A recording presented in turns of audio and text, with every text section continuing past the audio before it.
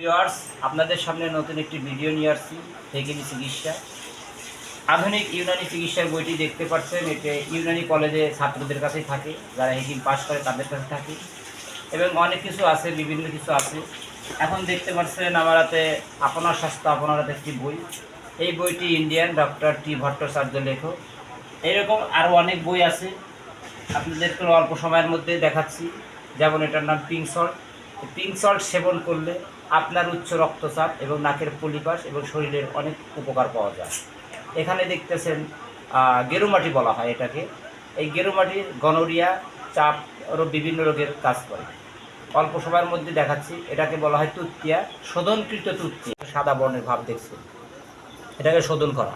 এটাকে বলা হয় বংশলোচন। বংশলোচন লিখে নেটে সার্চ করলে বিস্তারিত জানতে পারবে। আর এখানে আছে আপনার সোরা বলা হয়।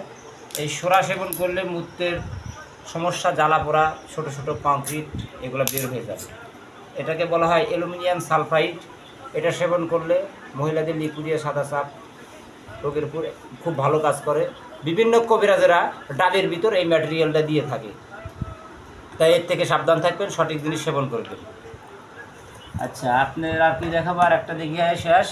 এটাকে বলা হয় আপনার মেটে সিঁদুর বলা হয়। অনেক ওজন, লাল কালার, বিভিন্ন চর্মরোগের ক্ষেত্রে ব্যবহার হয়। এটাকে বলা হয় নারজিল ভস্য। এটা সেবন করলে অর্শের পাইলসের রক্ত পড়া এবং মহিলাদের লুকিয়া রোগের কাজ করে, দইয়ের সাথে খাইতে হয়।